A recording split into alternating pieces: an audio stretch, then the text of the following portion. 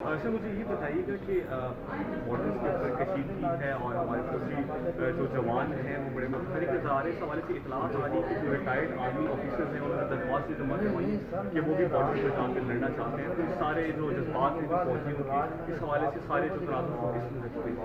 लेकिन कोई दरख्वास्त फौजी जमा नहीं करा। आर्मी का एक कानून है, जो रिटायर्ड शुदा है रिटायर्ड फौजियों को फौज एक खत लिख के वापस बुला सकती है। वो होता है रिटायरमेंट के 5 साल तक कि आप आ जाएं और आप जंग लड़ें, ये हुक्म है, उनको मानना पड़ता है।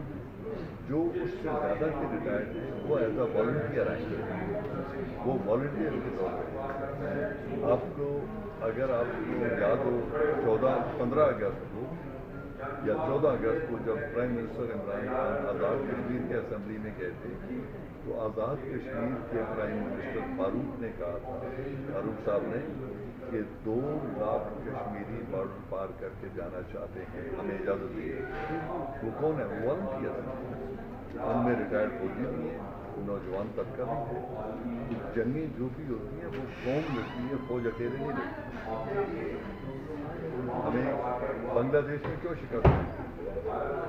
क्योंकि हम लड़ रहे थे हिंदुस्तान के साथ, लेकिन मुजीबुर रहमान और बंगाली पाकिस्तान, वेस्ट पाकिस्तान आर्मी को वहाँ देखना नहीं चाहते थे, तो हम जंग भी हारे, कह दीजिए। यही हालत हुई कश्मीर के अंदर इंडियन फौज की, कि पीछे से इंडियन कश्मीरियों से मारेंगे, आगे से हम मारेंगे। हम 90 लाख जंगी कहते थे, इंशाल्लाह 4 लाख होंगे।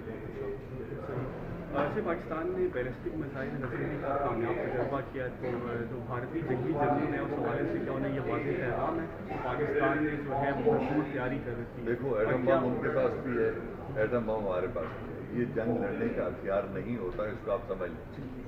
ये से कहते हैं म्यूचुअली एश्योर्ड डिस्ट्रक्शन। ये जंग लड़ने के लिए हथियार नहीं बनाया जाता, ये जंग को रोकने के लिए बनाया जाता है। लेकिन अगर बनाने की बात हो तो इंडिया को तबाह करने के लिए हमें 4 या 6 चाहिए, हमें तबाह करने के लिए उससे आधे चाहिए।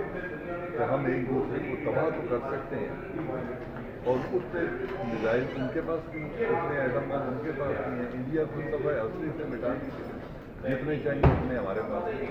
कब इस्तेमाल करने हैं, कौन तैयार करता है, किसमें जरूरत है जवाब देने, ये आने वाला वक्त करेगा। ये न नारे मारने से होती है, न ये ज़बानी दावे करने से होती है, और इनका इस्तेमाल हमेशा सिचुएशन पे डिपेंड करता है। ये न किसी स्ट्रेटजी के पाबंद होती है। तो आजकल है ना एक बुखार कि जी वो कहते हैं हम फर्स्ट यूज़ करेंगे, पाकिस्तान कहते हैं फर्स्ट यूज़ हमारी ऑप्शन है। दोनों की ऑप्शन मैदान जंग डिसाइड करेगा। किताबों में लिखी हुई बातें रह जाती हैं, फैसला होता है। ठीक हो गया सर, 25 रोज हो गए हैं मौजूदा कश्मीर में कर्फ्यू को पाकिस्तान ने सफारती महाज पर जो कोशिशें करनी थी मुमकिन वो कर ली, लेकिन अब आपके पाकिस्तान के पास कौन से ऑप्शन बचे? मैंने आपको पहले बताया, डिप्लोमेटिक ऑप्शन है, जो मुअज़्ज़म है, जो कानूनी है, उसको एक्सरसाइज कर रहे हैं। अगर दुनिया का ज़मीर सोया रहा और यूनाइटेड नेशन ने इसके ऊपर कोई काम न किया, तो फिर कश्मीरी अलम बगावत लेके निकलेंगे, या मारे जाएंगे या इस कर्फ्यू को खत्म करेंगे। सर आखिरी सवाल से मुझे ये बताइएगा कि 27 अगस्त को इमरान खान साहब ने आधे घंटे के लिए जो एहतजाज की कॉल दी है, इस हवाले से क्या मसला है कश्मीर पर एहतजाज का पर खड़े आधे घंटे? सॉलिडेरिटी शो करने के लिए काफ़ी है, लेकिन सॉलिडेरिटी कौमी असम्बली के सेशन में जाहिर कर चुकी है। पूरी कौम एक तरफ देख रही है, पोलिटिकल लीडरशिप एक तरफ देख रही है, उनके पास दूसरी तरफ देखने की ऑप्शन ही नहीं है। मसला है कश्मीर की, बस पूरी कौम एक तरफ देख रही है।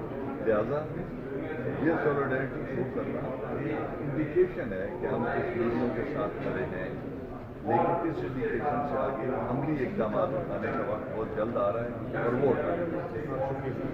उम्मीद है कि आप नौजवान साहब के जो तफसीली तजिया था उससे